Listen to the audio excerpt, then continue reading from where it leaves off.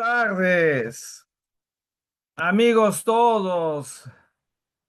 Mi saludo respetuoso al ilustre Colegio de Abogados de Lima, el gremio de todos y cada uno de los hombres del derecho de la patria.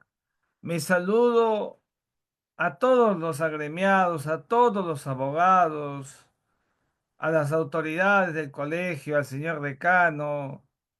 Y de manera especial al Colegio de Abogados, la sección distrital que lleva adelante la doctora Carmen Rosa Rodríguez. En verdad que ha tenido mucha preocupación, ha estado detrás de la agenda para cuadrar todo y estar aquí con ustedes. Mi respeto para ella, porque ese es el espíritu que debe gobernar en una entidad de abogados, en un centro como el nuestro, que debe darle vida a la academia. Este tipo de eventos, más allá del mío, debe ser lo más importante para el Colegio de Abogados de Lima. Y yo la felicito a usted, doctora Carmen Rosa, por ese punche que le pone para este encuentro. Mi saludo a todos los amigos que están conectados por la vía del Zoom, pero también por el Facebook y otras plataformas dentro y fuera del Perú que me siguen escribiendo, aquellos que están en otras partes, sobre todo en Europa, que me dijeron que se iban a conectar, pero qué amables son para estar acompañándonos en esta cobertura que hace el Colegio de Abogados de Lima. Yo voy a hacer una exposición con la licencia y la aquiescencia de los expertos, de los especialistas, de aquellos que son entendidos en la materia, para todos, porque este es un tema que debemos conocer, el asunto de la Franja de Gaza, el asunto de Gaza, el tema de Palestina, el asunto de Israel con Palestina, es muy amplio, se mira de diversas ópticas y también produce confusión porque no tenemos mucha claridad y es normal que así sea, tratándose de un tema que está al otro lado del mundo, aunque ahora por la estrechez de las relaciones interhumanas, la interdependencia, las relaciones biunívocas que hay en el mundo, todos nos vinculamos y entonces todo nos parece muy cercano. Entonces yo voy a dedicar estas horas, estos minutos que siguen para hacer una exposición sobre el asunto stricto sensu de la Franja de Gaza y las concomitancias que han habido a la luz de esta guerra que siguen manteniendo Israel y el Hamas. Ahora voy a explicar todo. Y que en las últimas horas, es decir, hace 36 horas, qué sé yo, lamentablemente ha habido un levantamiento, un rompimiento del alto el fuego al que habían llegado. Y entonces la guerra continúa, el alto el fuego ha quedado de lado por las razones que voy a pasar a explicar. Y con este introito muy, pero muy, muy chiquito, entonces voy a permitirme hacer una exposición. No sé si ya tendré la pantalla para compartir. Honorables amigos, si Sí, ya sí, sí, está. doctor. Sí, así es. Tiene la pantalla para compartir A y lo ver, está. un instante, Ah, por favor. Voy a ver aquí conmigo que tenga yo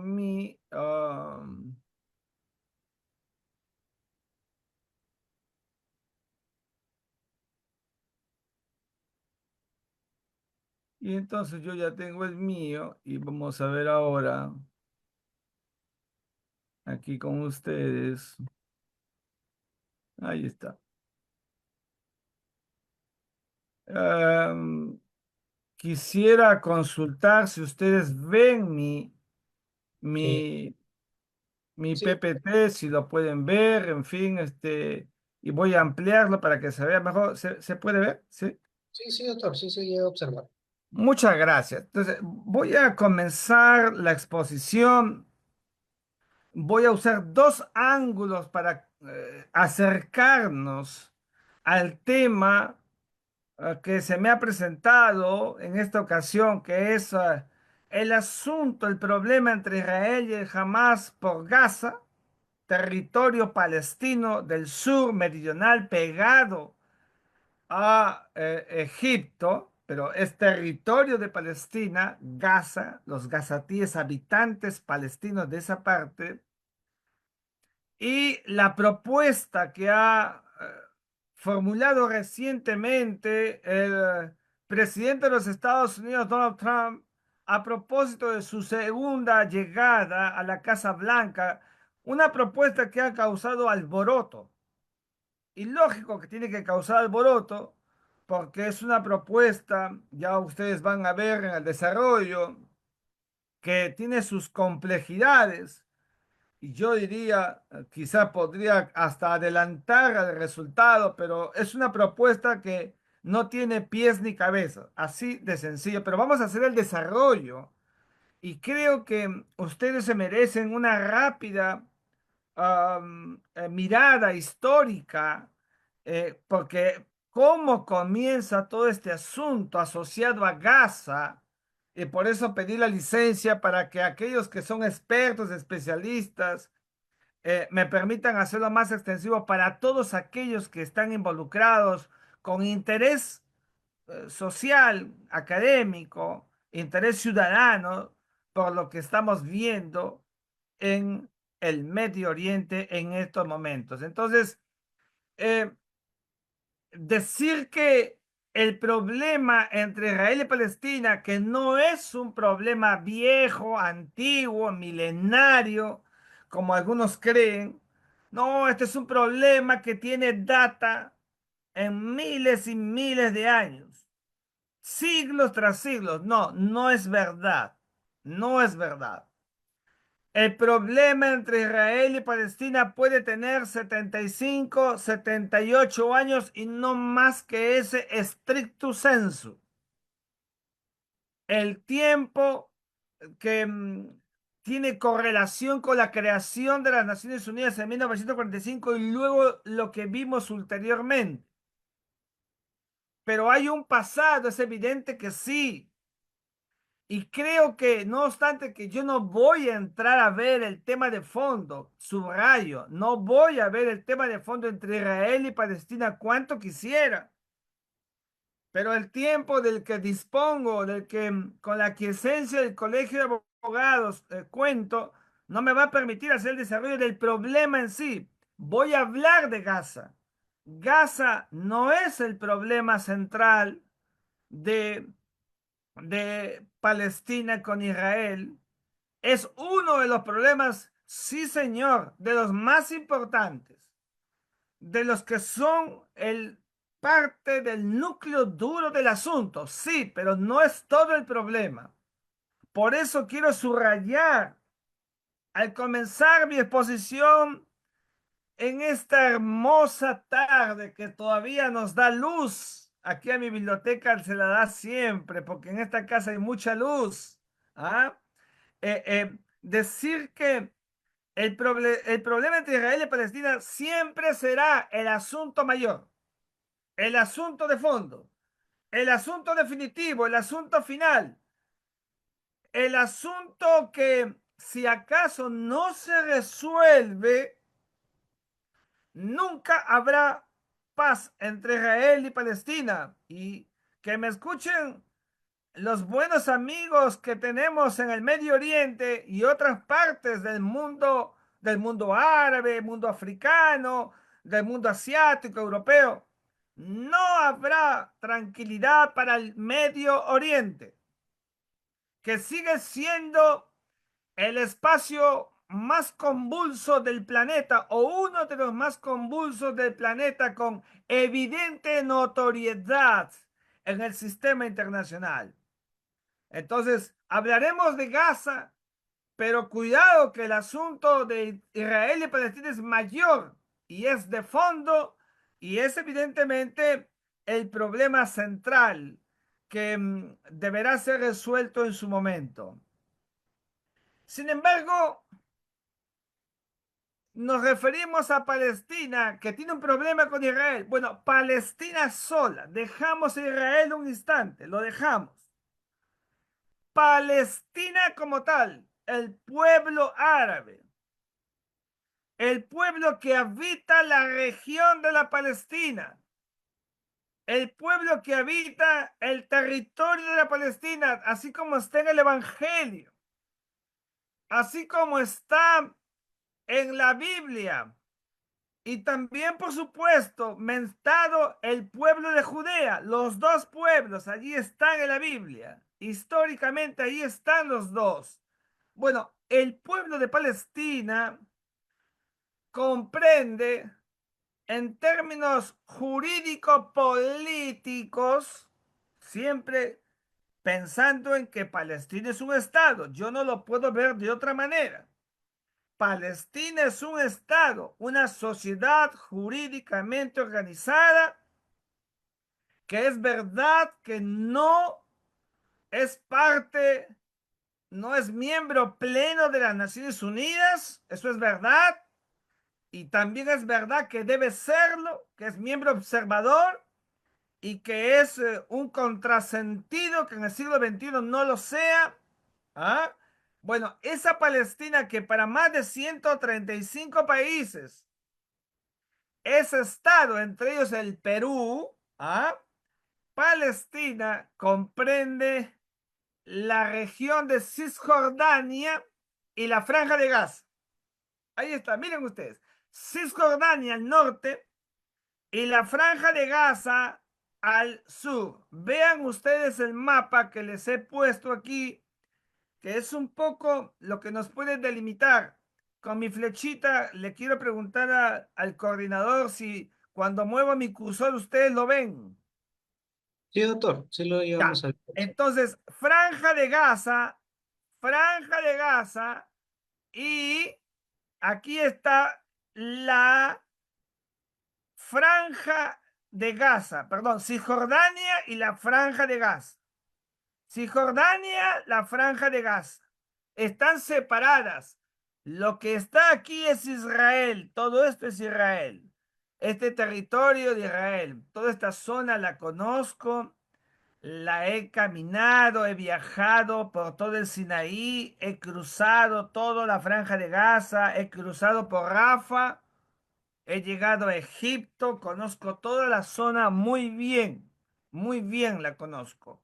Bueno, eh, eh, este territorio que estamos hablando que comprende Palestina, vuelvo a subrayar, Franja de Gaza y Cisjordania, veamos solamente la Franja de Gaza. Es decir, estamos hablando de una superficie de apenas 365 kilómetros. Hay que comparar, pues, ¿no? Porque el Perú es 1.285.215.60 kilómetros cuadrados. 1 millón. Y aquí Gaza es menos de 1.000 kilómetros cuadrados. Es 365 kilómetros cuadrados. Algunos distritos de Lima, por favor. Algunos distritos de Lima, ni siquiera la provincia de Lima. Algunos distritos de Lima, si acaso fuera así. Un largo de 41 kilómetros, o sea, de aquí a San Bartolo, como fuimos la semana pasada a pasar el día un rato, a Santa María, estuvimos allí, ¿no es cierto? 41 kilómetros de largo, 6 de ancho, en algunas partes 12 de ancho. Miren el tamaño que tiene la Franja de Gaza, territorio palestino gazatí, porque los habitantes de Gaza se llaman gazatíes. La cantidad de gente que vive allí es increíble. Siempre hubo mucha gente, una población que llega a los 2 millones de habitantes, más menos habitantes, ahora con los muertos, por supuesto, menos habitantes, pero habrán muerto más o menos como 61.000 que vamos a ver luego. Pero miren la población y en qué tamaño tiene una densidad poblacional de 5.000 habitantes, más de 5.000 habitantes por kilómetro cuadrado. Casi, casi como Hong Kong, es el tercer lugar del planeta en densidad poblacional. Imagínense cómo viven de apiñados. Hay que decirlo así, para quienes nos están escuchando y viendo comprendan lo que significa la Franja de Gaza, territorio de Palestina en el sur. Pero ¿cómo es que llegamos a toda esta parte? Y acá es importante decir, hay muchos orígenes, muchos procesos. Yo he escogido solo uno para decir que como los filisteos, si había otros pueblos, pero los filisteos dominantemente en todas las literaturas se dice que fueron los primeros habitantes de Gaza. Hay más habitantes, sí, todos quieren ser habitantes de Gaza por primera vez, pero yo quiero recurrir a lo que dice la Biblia, a lo que dice la historia, a lo que hemos visto. Los filisteos fueron los primeros habitantes. Y aquí, esta franja a la que me estoy refiriendo y a la que Donald Trump se acaba de referir últimamente como la propuesta de la Riviera del Medio Oriente, la Riviera del Medio Oriente, que luego voy a hablar. Bueno, fijémonos en ella. Miren esta región que históricamente ha estado dominada en manos, primero del gran imperio, del gran mundo antiguo egipcio. Pasados los tiempos de Tutmosis I, Tutmosis II, Amenofis III, ¿ah? Antes de la llegada de Nefertiti, el antiguo Egipto, antes que apareciera Cleopatra, Egipto fue hegemón del sistema internacional. Bueno, dominó la Franja de Gaza. Y luego Macedonia, ¿no es cierto? En este gran espacio donde surge Alejandro Magno, Macedonia fue grandes guerreros anteriores al proceso de los que hubo en el Peloponeso. Bueno, también dominaron la zona de la Franja de Gaza. Enseguida los romanos, otro gran hegemón de la historia. Me acuerdo cuando estuvimos en Israel, conocimos Masada y han quedado los restos arquitectónicos, líticos, piedras, etcétera, de lo que fue la presencia romana en el Medio Oriente y que llegó, por supuesto, incluso hasta los tiempos de Jesús de Nazaret, como todos ustedes saben, y fue famoso Poncio Pilato, el gran gobernador de Roma en Judea. El Imperio Otomano, la efervescencia, la aparición de Mahoma, el gran profeta del Islam, en el 632, aparece en el 622, funda, crea el Islam, el Corán, la gran inspiración de Alá, y Mahoma, hombre sabio que guía a su pueblo, que le da las enseñanzas, etcétera, y a partir de allí se abre espacio, ¿no es cierto?, al mundo del Islam, y del Islam vamos a ver que aparecen corrientes de poder y aparecen el Imperio Bizantino y después del Imperio Bizantino aparece en su momento los turcos y los turcos que dominan gran parte de la historia de la Edad Media y la Edad Moderna, formando el Imperio Otomano,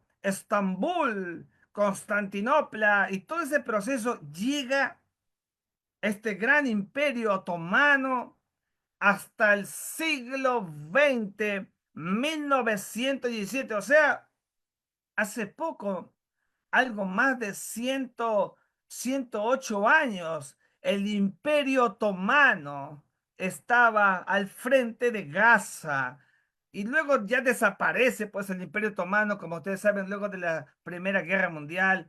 la conferencia de París de 1919, que fue una conferencia que más bien quiso crear esta suerte del reino en esta zona de Gaza, Palestina, pero que no se pudo hacer porque surgió el gran poder mundial, hay que decirlo así, que dio parte a la aparición del famoso mandato británico de la Palestina. Y en el caso del mandato británico de la Palestina, ahí hay todo un desarrollo que tiene que ver con el problema de Palestina, que no voy a entrar en detalles, pero decir que el mandato británico de la Palestina estaba muy fuerte, el resultado de la Primera Guerra Mundial, ¿ah? Que crea la Liga de las Naciones, crea la Sociedad de Naciones y que le traspasa ese poder sobre la Palestina a, a, a, a, a los británicos hasta 1948. Es decir, 28 años está el mandato británico de la Palestina. Miren ustedes cuántas manos ha pasado esa franjita, la franja de Gaza, con 2 millones de habitantes. Ahí está, ustedes pueden ver este mapa que nos revela en verde el mandato británico de la Palestina, la famosa Transjordania, que es la zona occidental que está al frente, del este, quiero decir, Egipto al sur, Siria, Irak, Arabia Saudita, siempre los estados que están en cada uno de los espacios que van a ser el gran límite de facto que va a tener, porque los límites reales y concretos para Palestina todavía no existen como tal. Y repito, este es un asunto que tiene que ver con el tema de fondo que dije al comienzo y que no voy a entrar en ese detalle por un tema de logística y de tiempo.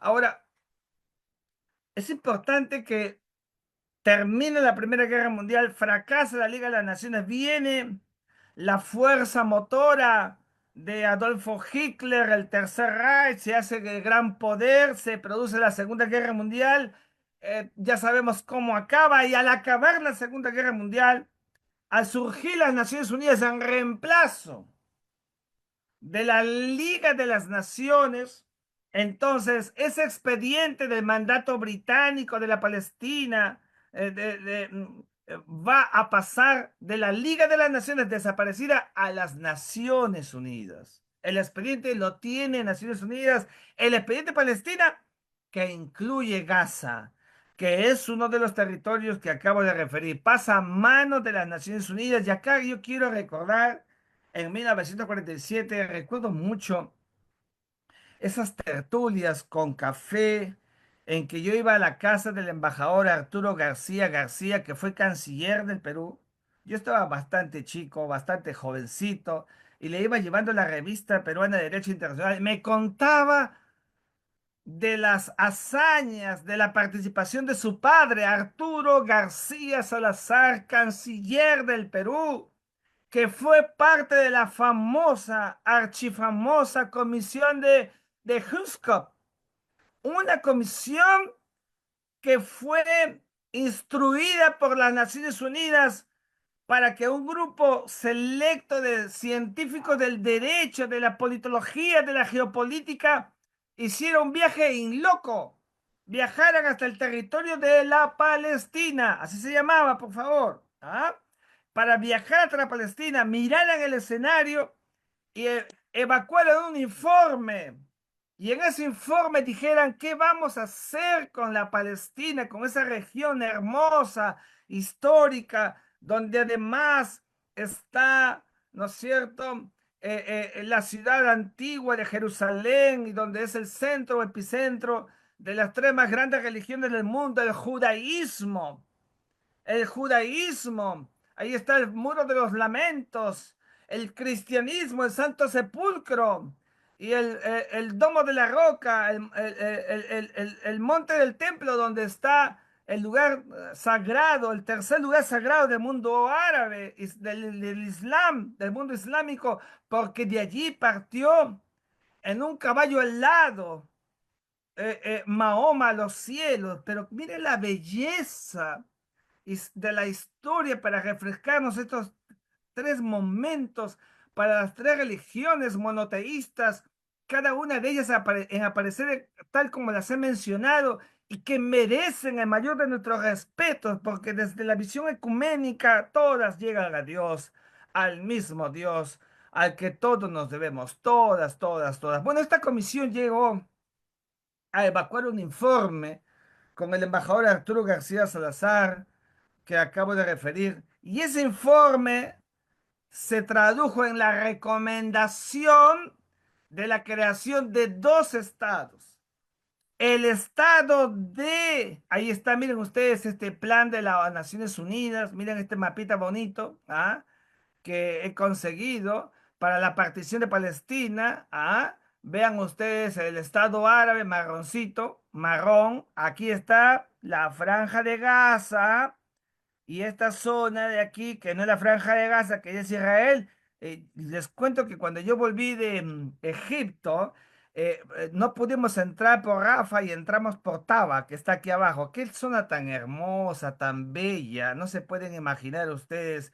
Los que han viajado lo conocen muy bien. Lamentablemente, promovida en los últimos años por guerras intestinas, por aparición de grupos extremistas, qué sé yo, pero toda esta zona del Sinaí, todo esto es el Sinaí, por favor, Sinaí, todo, perdón, todo esto es el Sinaí hasta llegar a el Cairo, que está aquí, aquí por aquí nomás está el Cairo, el río Nilo, etcétera. Bueno, la partición de la Palestina, que fue, sigo pensando, uno de los procesos más importantes a lo que llegó esta comisión sabia, estuvo García Granados también, canciller centroamericano, y que llegaron a decir que se formen dos estados. Entonces, las Naciones Unidas, que tenía 3 años de creación, que expresó el ecumenismo del planeta en el nuevo sistema internacional de normas jurídicas y del poder mundial de la política internacional, a la que asistió el embajador Alberto Ulloa Sotomayor, ¿ah? Uno de los grandes internacionalistas que ha tenido la patria, ¿ah? Para firmar por Perú la Carta de San Francisco. Bueno, esas Naciones Unidas emitió la resolución 181, la Asamblea General. No como escuché en la mañana que decían el Consejo, no, el Consejo no tuvo nada que ver acá, era la Asamblea General. Y fue una resolución que, como sabemos, en el derecho internacional solamente tiene alcance de recomendación. No son normas legislativas como el derecho interno. No se crea que la Asamblea General de la ONU es una suerte de poder legislativo gigante, planetario. No, es un foro político y emitió la resolución 181, una recomendación. ¿Cuál recomendación? La recomendación del 29 de noviembre del año 48 de la creación del Estado de Israel y la creación del Estado de Palestina. Y esta creación de los dos estados, en verdad que sigo pensando cuando reviso las fichas de este tema importante, que Israel hizo muy bien en aceptar ser un Estado creado por las Naciones Unidas según las circunstancias que vivía el mundo, el holocausto que había acabado con más de 6 millones de judíos en el sistema internacional, impactó, colapsó el sentimiento colectivo de la paz internacional, creó un sentimiento de solidaridad y entonces el Estado de Israel con Ben Gurión el 14 de mayo del año siguiente, del año 48, acepta y se crea evidentemente el Estado de Israel.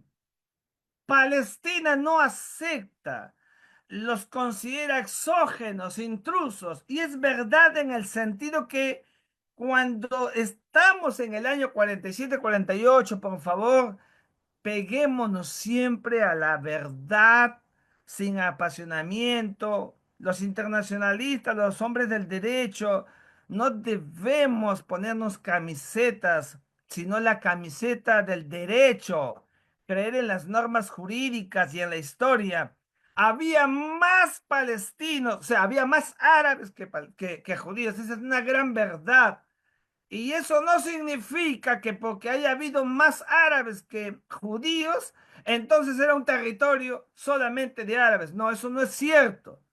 Porque Jesús de Nazaret, que es nuestro Señor y que como hombre de la historia, un personaje importante, Jesús de Nazaret era judío y nació en Belén, que es árabe. Imagínense ustedes, todos estaban allí dando vueltas.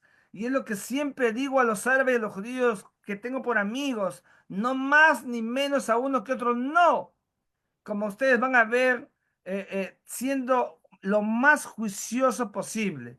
Error de Palestina y éxito y acertada aceptación por parte de Israel que se convirtió en Estado.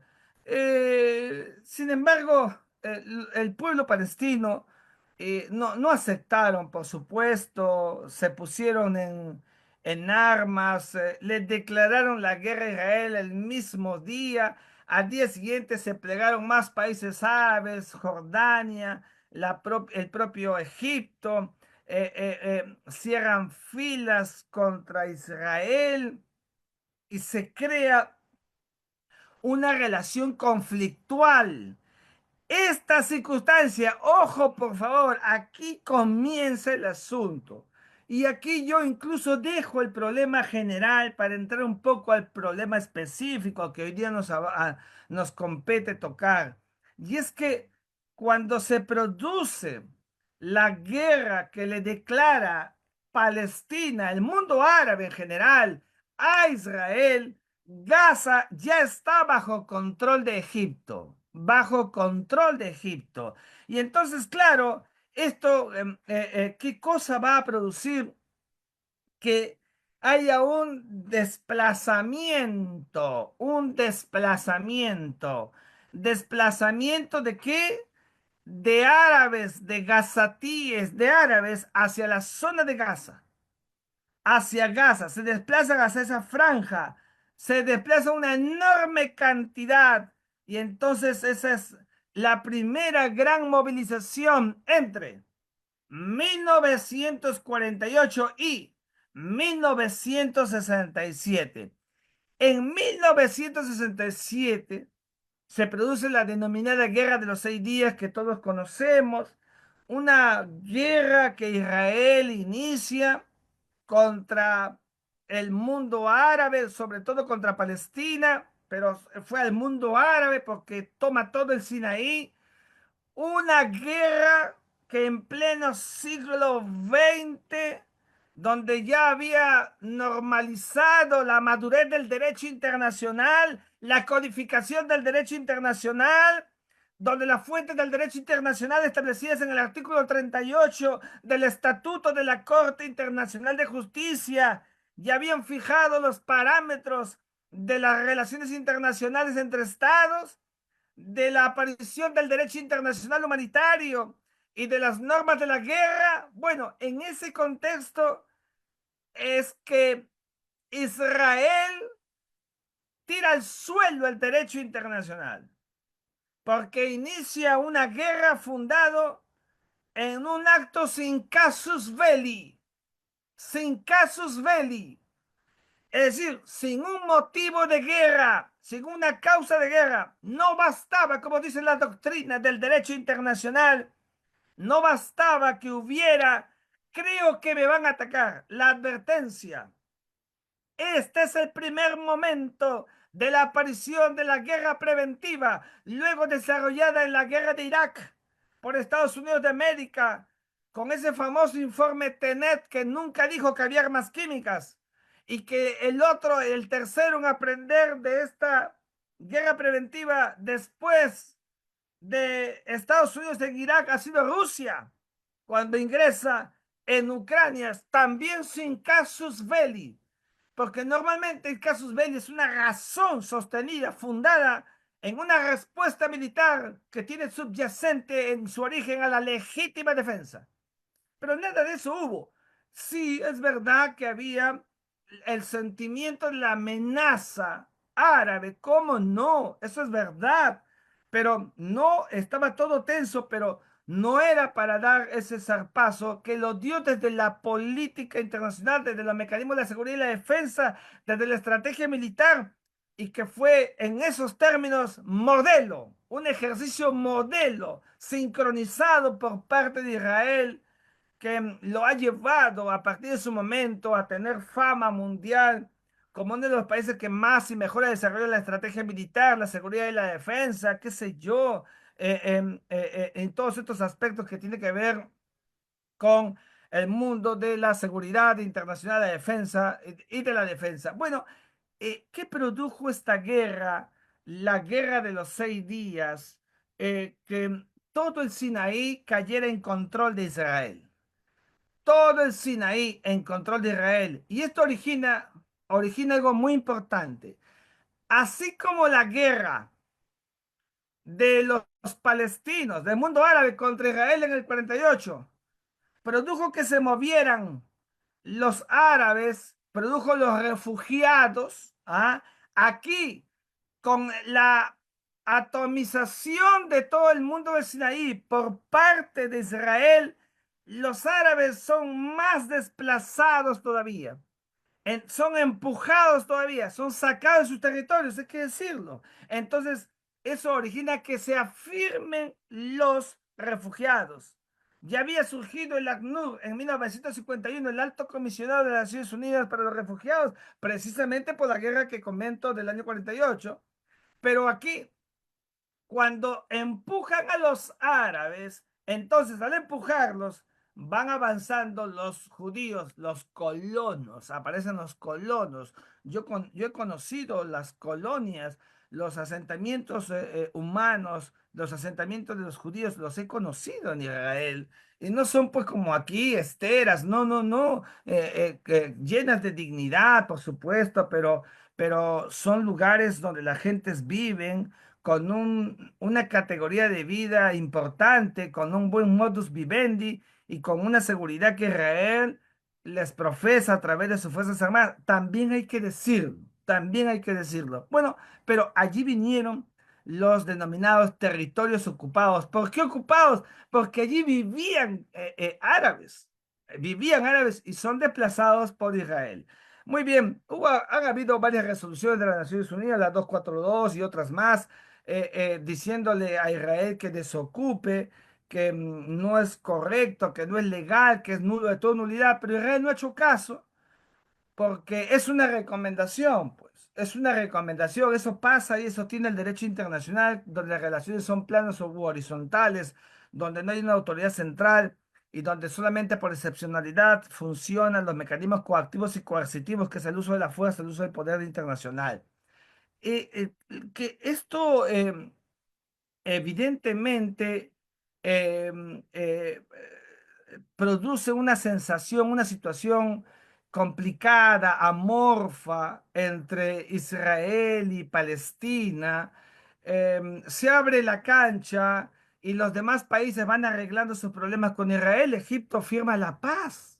Egipto firma la paz con Benjamín en 1978, firman la paz, Anwar el Sadat, los dos firman la paz. Anwar el Sadat da un discurso extraordinario en la Neset, y luego en el año 80 muere por un mazucazo en un desfile, lo matan ¿ah? A Anwar el Sadat, presidente de Egipto, ¿ah? Y Jordania y Egipto empiezan a abrirse dejando a Palestina, ¿ah? Y más bien se vuelven aliados de Estados Unidos y cuasi aliados estratégicos de Israel. Así van cambiando pues los procesos y las fichas en el sistema internacional. Llega el año 87, o sea, ya estamos más cerca, y hay una primera intifada, levantamiento árabe, levantamiento islámico, y se inicia precisamente en la Franja de Gaza. Miren ustedes, ¿ah? En la Franja de Gaza se inicia. Y por supuesto contra Israel, ¿no es cierto? y se inicia en Gaza porque la situación estaba muy tensa. Existía para ese momento, ya lo había formado Yasser Arafat, había formado la Organización para la Liberación de Palestina, ya había formado la Organización para la Liberación de Palestina.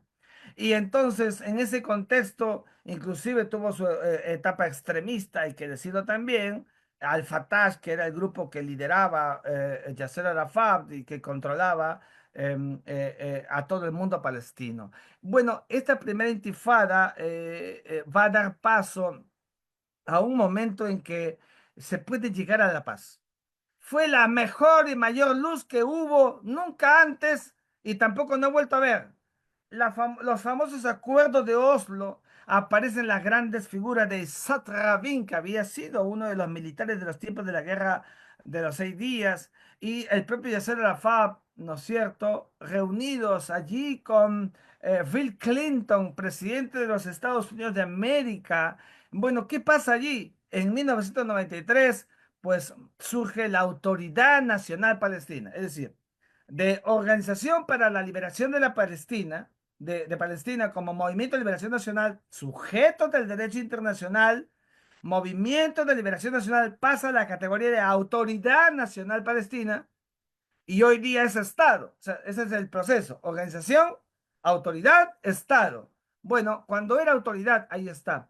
Formalmente, oficialmente, no es un Estado, pero de facto y para el derecho internacional sí es un Estado Palestina. Bueno, surge la autoridad palestina, se otorga por primera vez en la zona de Gaza que había sido tomada, por favor, ¿se acuerdan conmigo?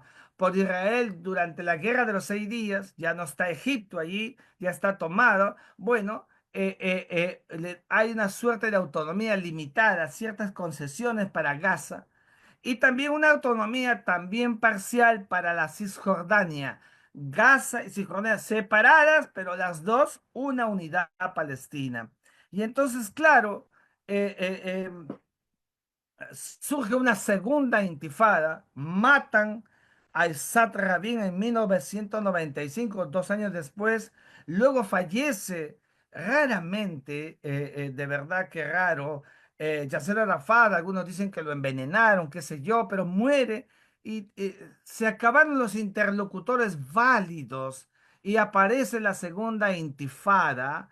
El pueblo se vuelve a levantar, el pueblo palestino, ¿ah? No hay condiciones de vida, la vida en realidad es una vida extrema. Yo estuve en Israel precisamente en la segunda intifada, porque yo llego a Israel en el año 2002, en plena intifada. Me decían, no viajes, Miguel Ángel. Yo decía, tengo que viajar porque es parte de mi carrera. Y cada vez que subía, las pocas veces que subía a los buses, me encomendaba al Señor de los Milagros porque los buses volaban en mil pedazos. Siempre recuerdo cuando estuvimos en la puerta de Damasco, en Jerusalén, que solamente 20 minutos después hubo una matanza de gente, si nos libramos felizmente y todo ese cúmulo de cosas, esta segunda intifada que aprieta y mucho en la zona de Gaza inclusive. Bueno, esto en verdad acaba en el 2005, cuando Israel, estaba Ariel Sharon, era el primer ministro, que es el primero que inicia la desconexión, desconectar poco a poco, no todo. Yo siempre he creído que hay que devolver territorio, pero todo no se puede entregar. Para eso hay que saber negociar. Bueno, Ariel Sharon, que terminó mal, problemas cerebrales, etcétera, retiró a sus ejércitos y a 7.000 colonos de Gaza. Los retira en el año 2005. Al año siguiente cambia el mapa político en Palestina, honorables amigos. Cambia el mapa político por una sola razón. Se producen elecciones y en esas elecciones eh, eh, eh, gana en Gaza a el Hamas. Grupo armado, grupo terrorista, grupo extremista, grupo activista, mil nombres para Israel terrorista, para otros activistas, ¿ah? Que gana las elecciones, para muchos fraudulentamente. No vamos a entrar en esos detalles ahora, pero gana las elecciones y las gana en Gaza, no en Cisjordania. Acuérdense, por favor, Gaza abajo, Cisjordania arriba. Las gana en Gaza. Al ganar en Gaza, toma mucho poder. Se enfrenta el Hamas al Al-Fatah, que controlaba la zona de Cisjordania. Cisjordania es a Al-Fatah como la franja de Gaza es al Hamas. Se enfrentan el Al-Fatah que tenía mando en Gaza y pierde porque el Hamas se empodera allí. Hay un enfrentamiento entre los dos. Al final, ¿quién tiene control? El Hamas tiene control. Y el control desde el año 2007 hasta ahorita nomás. O sea, ¿cuántos años han pasado? Cerca de 18 años, 17 años del control de la franja de Gaza por el Hamas, que comenzó a desconocer a Cisjordania, al presidente de Palestina. Eso no pasaba en los tiempos de Yasser Arafat. ¿Ah? Desconoce al presidente, no le hace caso al presidente, Abu Mazen, Abu Mas, el actual presidente incluso, se separan y hay una suerte de gobierno que ya no tienen cordón umbilical. Los dos son palestinos. Pero esta separación hizo que el Hamas tuviera la oportunidad de hacer lo que quiera en la franja de Gaza. Control total de la franja de Gaza por parte del Hamas, que, como todos sabemos, decidieron circunstancias atípicas recientemente. Entonces, cuando el Hamas llega al poder, Estados Unidos de América le ponen lente al Medio Oriente y a Gaza, saben lo que es el Hamas, un grupo activista, extremista, terrorista, el nombre que quieran. ¿Y qué hace Estados Unidos? ¿No es cierto?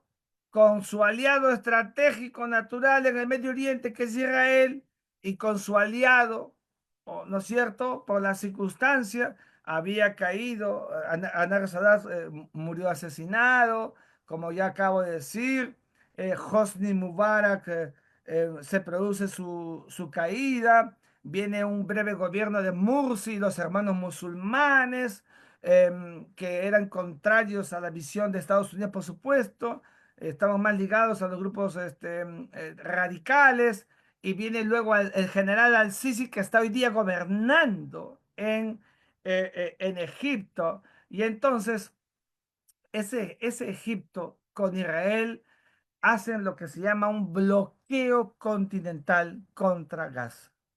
Un bloqueo continental, que voy a hacer un paréntesis, que es lo mismo que yo estoy diciendo el bloqueo para el caso de Venezuela, pero eso no se entiende todavía, pero hay que hacerlo en el caso venezolano. Cierro el paréntesis para luego seguir hablando en otro momento. Este bloqueo eh, hace lo que algunos llamaron una suerte de cárcel sin rejas, una cárcel al cielo abierto. ¿Ah? Nadie puede entrar y salir de Gaza. Nadie puede entrar, todo está restringido. La comida entra y sale totalmente medida. O sea, una situación precisamente que ejecuta Israel y Egipto, a la luz de la nueva vitrina que gobierna en Gaza de un grupo como el Hamas, asociado a Irán, asociado al Hezbollah del Líbano, ajá, a los, las porciones radicales en Yemen, los hutíes, etcétera, etcétera. Todo esto en verdad ha sido muy malo para Gaza, porque los que más han salido a perjudicar es el pueblo lindo de Gaza, la gente buena, que hay gente buena en Gaza, en Israel, en Egipto, en todos lugares que he podido conocer en la zona del Medio Oriente. Bueno, ahí está, miren ustedes este mapita que también les ofrezco, ¿no? Donde ustedes ven las zonas que pueden aparecer como anaranjadas o medias amarillentas, que las zonas urbanas, ¿no es cierto? Los campos de refugiados, que son los plomitos, y los cruces fronterizos que están aquí, uno, dos, cruces fronterizos, y uno aquí, el cruce Eres, son los cruces fronterizos. en esta distancia que hemos dicho de 44 kilómetros. La distancia de 44 kilómetros y algunas zonas son de 10 kilómetros y otras zonas, la más angostas, de 6 kilómetros de ancho. Imagínense ustedes en toda esta porción. Viven solamente, bueno, no solamente, en este tamaño tan pequeño viven 2 millones de gazatíes. ¿Se imaginan cómo pueden vivir? Bueno, hoy día el 80%, 85% de los edificios de Gaza están destruidos. Gaza es una ciudad en ruinas prácticamente. Luego de la guerra que voy a pasar a comentar, comenzó entre Israel y el Hamas. Ya el concepto Palestina lo desplazamos por solamente hablar de Hamas, que aparece dominante el Hamas en sus determinaciones y acaso también diferenciaciones. Ya empezó a surgir una literatura. No, no es Palestina, es Gaza. Y empezaron a diferenciarse. En el fondo es el mismo pueblo, pero lo hacían para diferenciarse no del pueblo, sino del gobernante, que es el grupo extremista Hamas. Pasó en Gaza lo que todos ya sabemos, el 7 de octubre, la peor masacre que registra la historia de Israel. Yo estaba esa misma mañana en Nueva York, estaba en Naciones Unidas como científico del derecho internacional, estábamos participando, ¿ah? Nos enteramos de esta situación, nos impactó a todos, mirábamos las noticias, 1.200 israelíes masacrados, asesinados por cuestas, una invasión sincronizada, muy bien preparada por el Hamas, y se llevaron a más o menos 250 personas. Este solo hecho es considerado por el derecho internacional como un crimen de guerra. Por favor, es un crimen de guerra. No hay vuelta que darle. Nadie podría negar que es un crimen de guerra hecho contra la población inocente en el sur de Israel que todos hemos referido. Israel le declara la guerra en consecuencia al Hamas. Repito, se distancia el concepto Palestina, se habla más de Hamas, los periódicos, los medios hablan de Hamas, ya no hablan de Palestina, como que si el asunto fuera otro. No es otro en el fondo, es el mismo o es el que tiene el problema de fondo que dije al comienzo y que en algún otro momento podríamos hacer un mayor desarrollo. ¿Y qué hace Israel? A ojos cerrados, como conversábamos en los cafés, en el hotel, decíamos, no sé, pero cuenta las horas, pero Israel se va a meter en la franja de Gaza.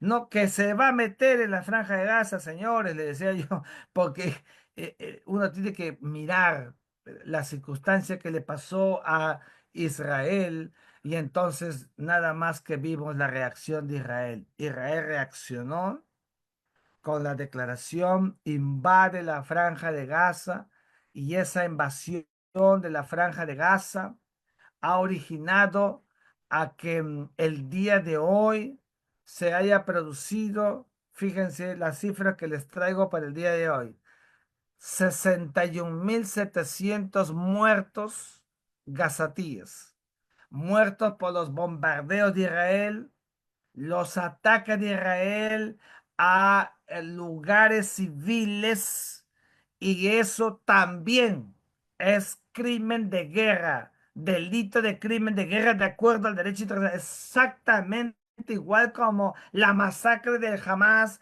contra la población civil israelí. Del mismo modo, esto que ha pasado es crimen de guerra, de acuerdo con el derecho internacional humanitario, los convenios de Ginebra y todas las reglas del derecho internacional. A la fecha, 1.700 israelíes han muerto entre soldados y población civil, pero los que han en el proceso de incursión se ha producido esta colisión y hay muertos 1.700. Periodistas, a la fecha 170, muchos periodistas que van a los espacios de guerra, de actos de combate, de conflicto armado, y académicos que los académicos solemos estar en lugares complicados, complejos, cuando uno sale siempre se encomienda al Señor de los Milagros porque siempre hay zonas convulsas, difíciles, por donde uno va, zonas conflictuales. Entonces, estos académicos que han estado yendo, verificando, como lo hicieron en el año 47 cuando visitaron la Palestina, ¿se acuerdan ustedes? In loco, bueno, lamentablemente murieron 120 académicos y trabajadores humanitarios a la fecha alrededor de 224 trabajadores humanitarios, muchos de ellos de la Cruz Roja Internacional, de la Media Luna Roja, de la Media Luna, todos, mucha gente ha muerto en esta guerra que este año, el 7 de octubre, se irá por su segundo año y ojalá que pueda ser detenida, parada, qué sé yo. Bueno, esta situación es una situación muy complicada, muy compleja, que ha supuesto en esta última etapa, en la medida en que se llevaron 250 rehenes, creo que lo tengo por acá, en el transcurso de la guerra, ¿qué cosa hemos visto? Esto vamos a decirlo en un instante. 250 rehenes, y que, como ustedes saben, ha habido canjes, y esos canjes que han habido es uno por tres o hasta por cuatro, en el caso de Palestina, un israelí por cuatro, a veces por nueve, por ocho, qué sé yo, pero esto ha sido en verdad un trauma colectivo para el mundo entero, para los israelíes y para los palestinos. Deben quedar alrededor de 58 rehenes, o rehenes con cuerpos de rehenes muertos, pero para volverlos a entregar. Las tres fases en que fue concebido el proceso del alto el fuego para llegar a una paz con Hamas acaba de frustrarse hace 36 horas porque Israel acaba de iniciar los ataques sobre Palestina, sobre Gaza. El argumento de Israel es que los miembros de Hamas no quieren firmar ningún acuerdo. Los están paseando, no quieren llegar a nada concreto. Entonces atacan. Quieren la devolución de sus rehenes. Eso es lógico. Quieren sus rehenes. Eso es absolutamente lógico. Y por cierto, no solamente no es gratuito, porque hay la entrega, la devolución de presos que hay en las cárceles de Israel. Por cierto, hay mujeres y niños, algo que nunca debería haber, pero también hay. Entonces, el argumento de, de Hamas es ese, digo, el argumento de Hamas es que Israel en verdad encuentra en la persona de su primer ministro un pretexto por la crisis interna que afronta el primer ministro Benjamín Netanyahu, que si no ataca, si no dispara, si no ve fuerza, entonces está prácticamente con la soga en el cuello y su vida política es una vida que depende de cada momento de lo que vaya haciendo y entonces lo consideran como un pretexto. Yo no sé en realidad qué más podríamos decir por allí, porque hay evidentemente un Benjamín Netanyahu bastante debilitado internamente.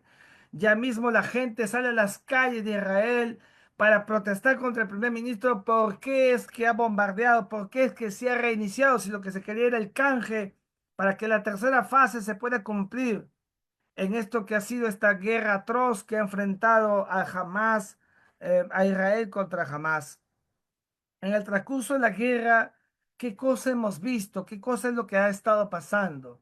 Bueno, y aquí tengo que hacer un poco más, pegarme un poco al derecho internacional, porque Sudáfrica, país africano, el más meridional de los países africanos, está en la parte del cono, o sea, la parte final de África, Sudáfrica, ha demandado a Israel ante la Corte Internacional de Justicia porque allí solo se demanda estados, solo estados, por genocidio, por genocidio contra Israel, por lo que ha pasado con los muertos. Cuando lo hizo había 15.000 muertos.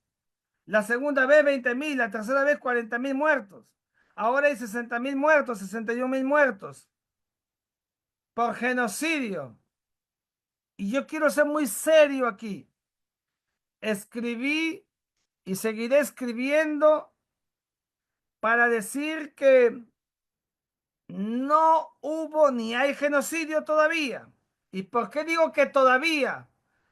Porque tenemos que pegarnos a lo que diga el derecho internacional y no dejarnos avasallar por el sentimiento. Yo entiendo lo que hay, pero es muy importante que miremos qué dice el derecho internacional sobre lo que es genocidio.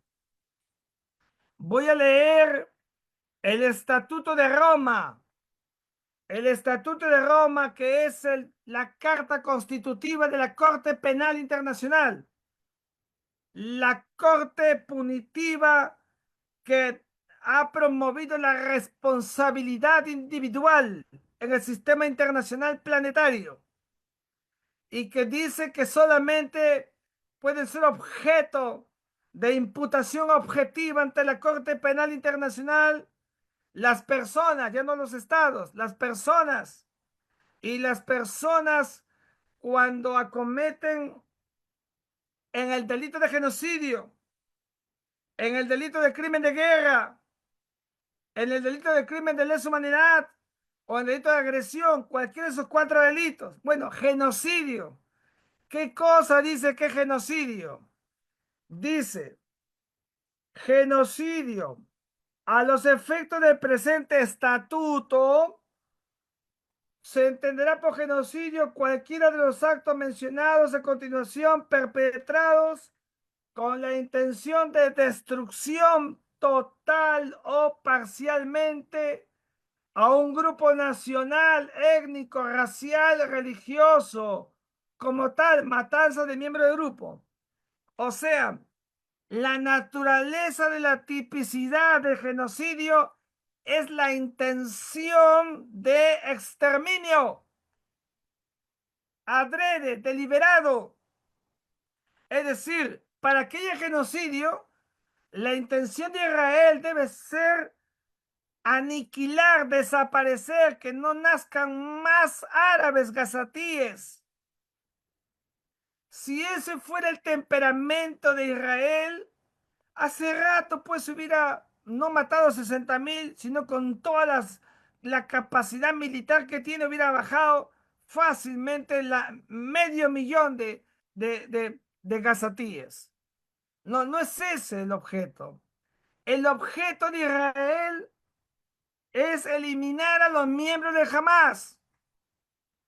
Y para eliminar a los miembros de Hamas, Israel, evidentemente, de manera irresponsable, en un hospital mata inocentes.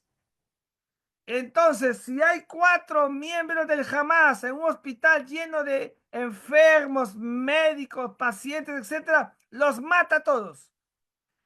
Eso es un acto irresponsable por parte de Israel y no lo libera de responsabilidad. La responsabilidad en ese caso está muy bien prefigurada en el derecho internacional, que lo llama crimen de guerra. Los crímenes de guerra evidentes son, como dice acá, dirigir intencionalmente, ahí está, ataques contra la población civil. ¿Se da cuenta usted? ¿Ya? Contra la población civil en cuanto tal o contra civiles que no participen directamente en las hostilidades.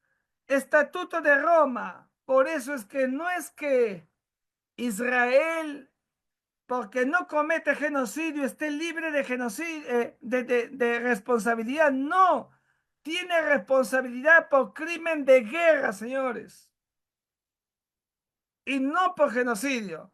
Y yo me pego al derecho internacional para decirlo, porque si no, aquí ustedes saben que yo hablo con nombre propio.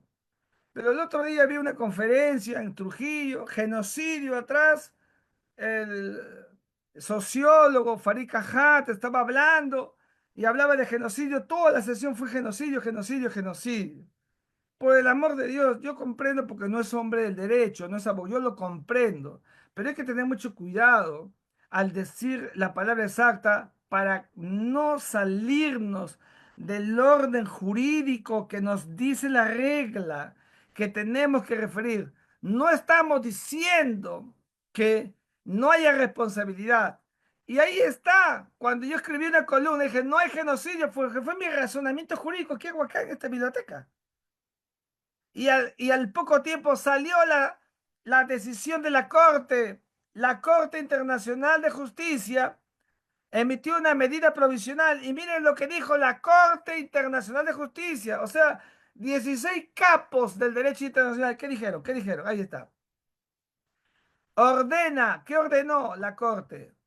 Le ordena a Israel cesar las operaciones militares en Gaza. Lógico.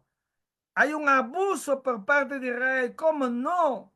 Matando gente inocente solamente por querer acabar con el Hamas. ¿Ah? Eh, eh, Le ordenó la cesación de las operaciones militares en Gaza, que no hace caso, ya ven ustedes, ya acaba de atacar el día de hoy, ayer, y dice la corte así, evitar que se produzca genocidio. La corte dice eso, me faltó ponerle comillas, evitar que se produzca genocidio. Cuando la Corte dice evitar que se produzca es porque no hay genocidio. La Corte lo está diciendo. No hay genocidio. Y puede haberlo, pero por supuesto que sí. Puede haber una decisión en ese marco, pero no cuadra la tipicidad con el genocidio. Yo entiendo que la palabra genocidio venda políticamente.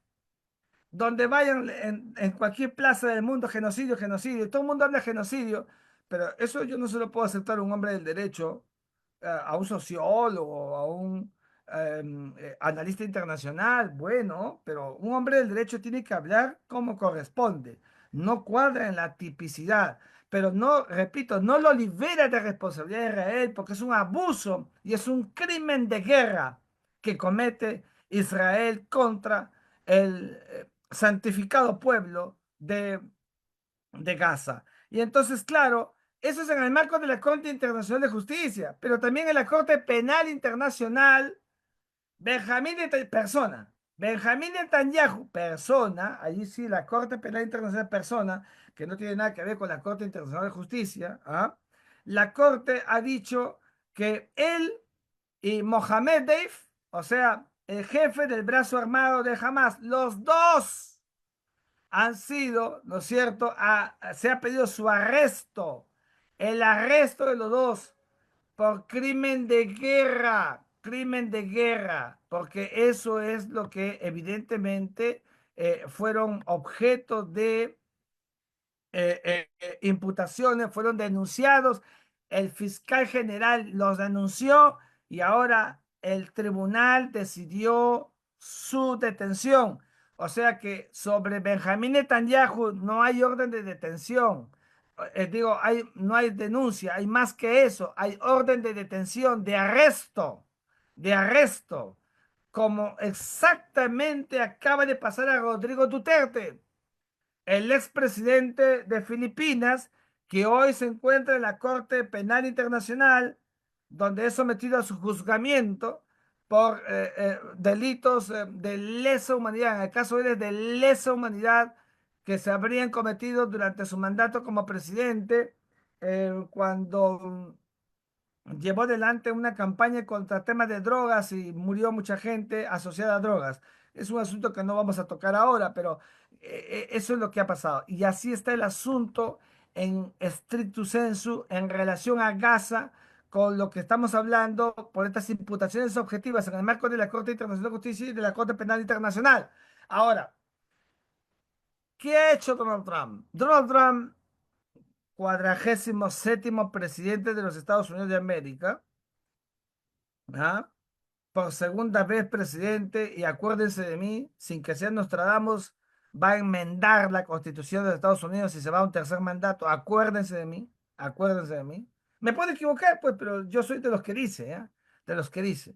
Me puedo equivocar, pero yo creo que se va a ir para un tercer mandato. Bueno, eh, eh, ¿qué ha propuesto?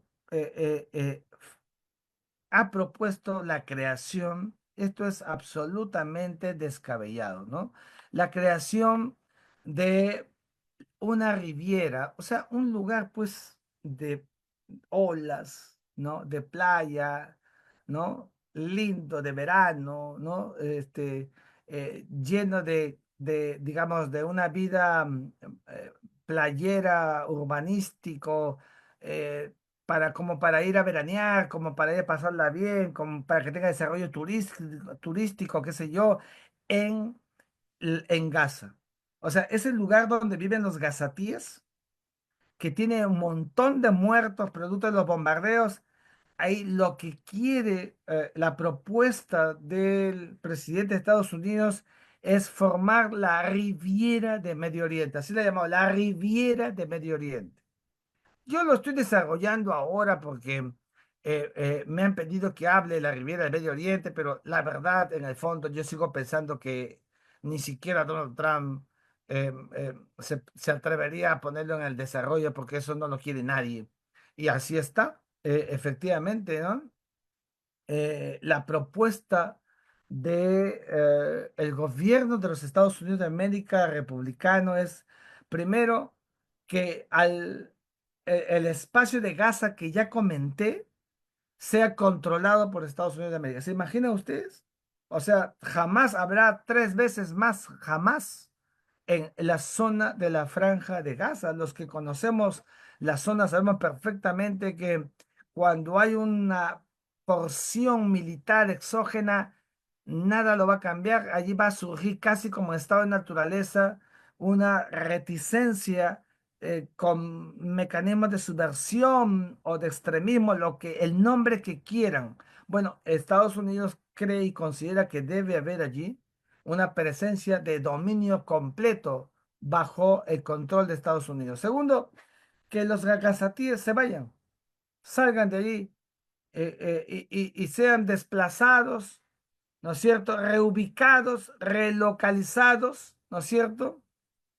En los países vecinos.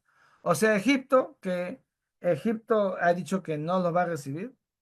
Jordania, que se ha quedado callado, un poco más callado, porque tiene una relación estrecha con Estados Unidos, y Arabia Saudita, que por supuesto no lo va a aceptar. Bueno, la Liga Árabe se acaba de reunir.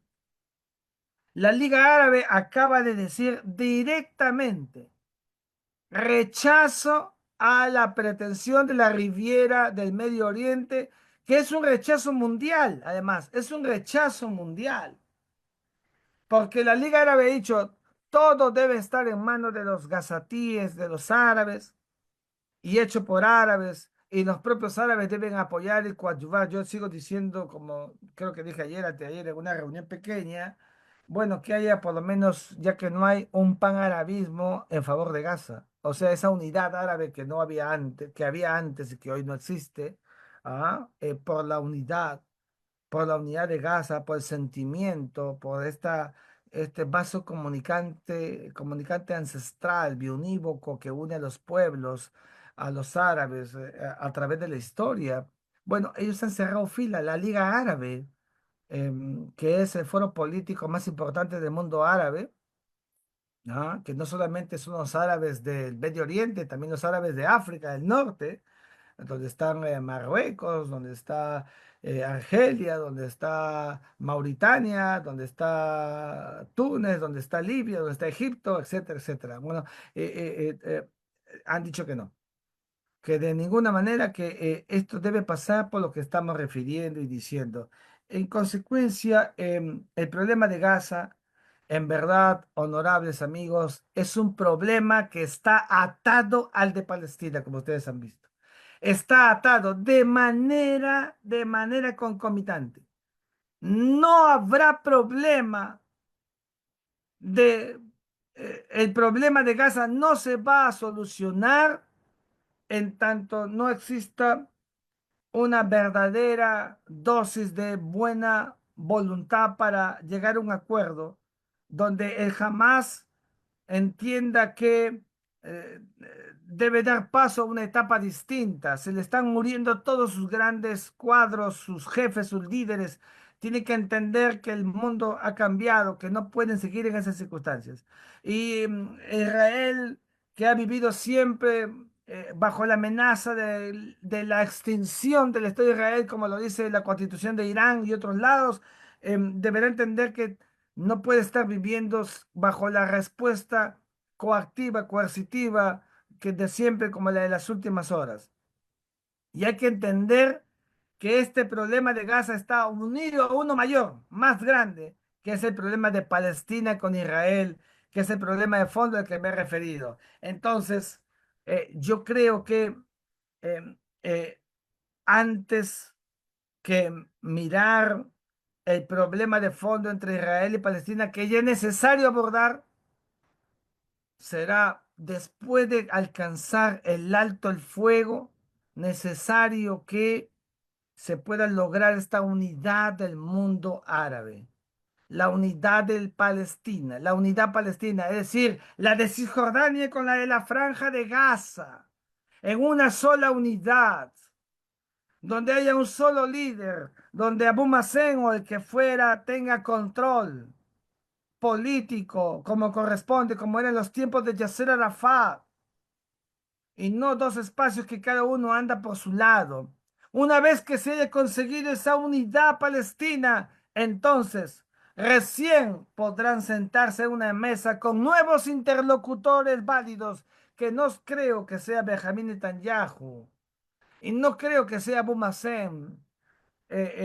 Otros tendrán que surgir para crear ese clima de tranquilidad, de paz que no se tiene, que no se cuenta. Esta posición por parte de Estados Unidos es inviable política y jurídicamente.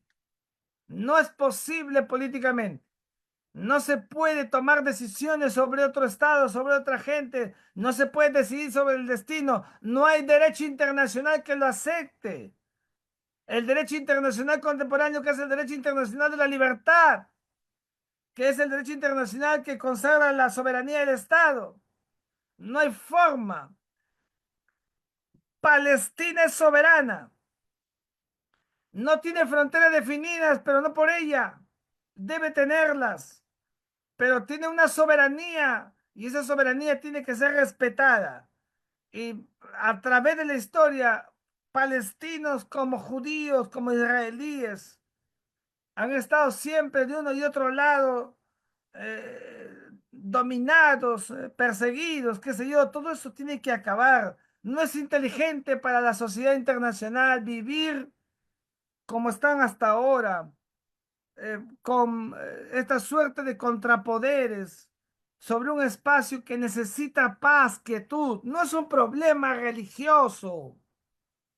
El problema de Jerusalén hace buen tiempo se pudo alcanzar una decisión como un espacio de una ciudad internacional donde no haya sino una suerte de triunvirato sobre el espacio de la Jerusalén que se puede hacer para respetar lo que ha significado a través de la historia estos tres momentos y estos tres decoros religiosos a los que me he referido. Pero no es un problema religioso, es un problema de territorios y hay que aprender a ceder, pero al mismo tiempo con dignidad, porque la dignidad es lo que el hombre tiene que saber cultivar y sabérselo administrar. Muy importante la dignidad de la persona para cualquier eje de la vida social, de la vida diaria.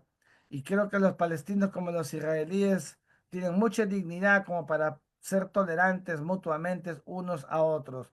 No se puede contraponer en estos procesos el tema de la soberanía. Y es esta situación que le está pasando en estos momentos al Medio Oriente, debe llevar para que haya alguna mirada ultraactiva en el marco de las Naciones Unidas y se pueda alcanzar que Palestina sea un Estado como tal, miembro pleno de las Naciones Unidas como le corresponde y como correspondía al Perú, que cuando yo fui canciller, se lo conté incluso a los israelíes porque no tengo nada que ocultar. Después se lo conté, recuerdo, al número 2 de la embajada. Yo le dije al presidente del Consejo de Ministros, señor presidente del Consejo de Ministros, hay que abrir una embajada en Ramala. Y me dijo que no. Entonces, como es el presidente del Consejo de Ministros, yo no puedo hacer más, porque él es el que manda, el que decide con el presidente, pero había que tener, si Palestina tiene una embajada acá en el Perú, lo correcto es que nosotros tengamos una en Ramala. Y para eso hay que tener autoridad, carácter y hacernos respetar como corresponde y no nos va a pasar nada, porque Israel es un país que tiene la sensatez por delante y merece todo lo que corresponde a un país organizado, productivo, etcétera, en el sistema internacional.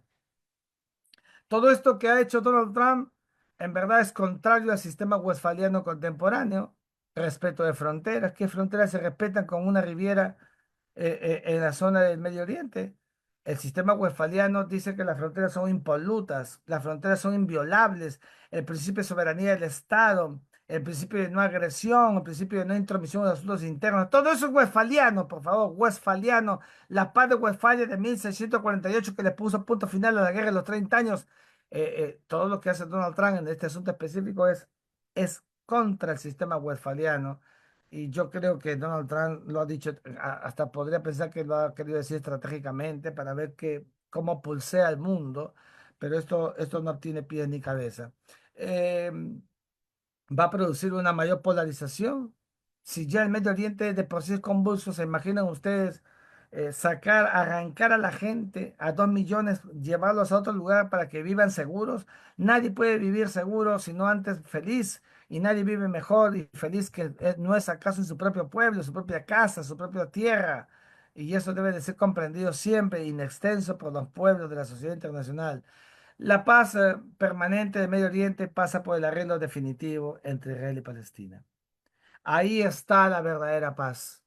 Y ojalá que se pueda lograr, pero para eso tiene que haber buena voluntad, pero para eso tiene que haber esta gesta de comprender que las relaciones internacionales supone que los estados, todos y cada uno de ellos, se adecúen y crean las bases para una convivencia pacífica, como manda el principio de solución pacífica de controversias, que es norma jurídica de jus cogens, imperativo categórico kantiano que debe ser respetado por todos.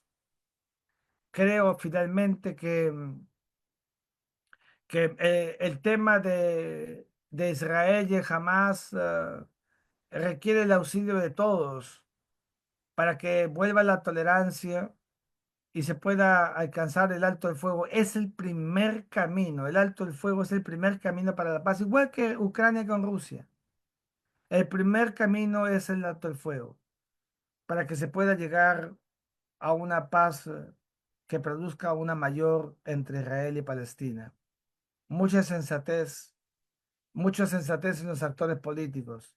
No puede seguir muriendo más gente de la que ya nos ha dejado como consecuencia de estas pugnas por actitudes en algunos casos recalcitrantes y en otras por mantener espacios políticos, cálculos políticos o ciertos niveles de causas irracionales, hasta en algunos casos confundidas con la verdadera cuota de razón que debe haber en los pueblos. Yo espero y aspiro que se produzca un camino de verdad, donde haya un túnel, que haya luz y no las tinieblas que hoy todavía hemos visto en el sistema internacional, y y que actuemos mirando el tema con absoluta objetividad, pensando en la historia, pensando en el hermoso pueblo de Palestina y el hermoso pueblo de Israel, pueblos que están allí. La historia los ha puesto allí como em, corresponde a este proceso contemporáneo, que también los ha puesto allí. Tienen que mirarse cara a cara, no pueden estar de espaldas, porque lo que les pasa a ellos hoy para un mundo tan estrecho y globalizado también nos afecta a todos nosotros. Mi saludo en este tiempo, que es el tiempo de Ramadán para los palestinos y que también es un tiempo de oración, de dedicación para los judíos, también para todos. Mi saludo para todos y cada uno de los que han tenido la gentileza de acompañarnos en esta hora y 20 minutos de intervención y mi agradecimiento al Colegio de Abogados de Lima y a la doctora Carmen Rosa Rodríguez, que ha tenido la gentileza de invitarme para estar con todos ustedes. Mi gratitud a todos. Me siento muy honrado de estar aquí. Gracias. Buenas noches. Muy amables. Muchas gracias, estimado profesor, docente y doctor Miguel Ángel Rodríguez Mackey, y por encargo de la presidenta de la Asociación Distrital de Abogados de San Borja, la doctora Carmen Rosa Rodríguez Caro. Me toca despedirlo y agradecerle la ponencia del día de hoy. Y lo esperamos, por supuesto, con los brazos abiertos para una siguiente ocasión. Usted sabe que la Dirección de Extensión Social, dirigida por el doctor Juan Humberto Quiroz Rosas, está más que abierta para usted y todos los ponentes que quisieran de repente impartirnos un poco de sus conocimientos. Eso sería todo por el día de hoy, estimado doctor Miguel Ángel Rodríguez Mackey.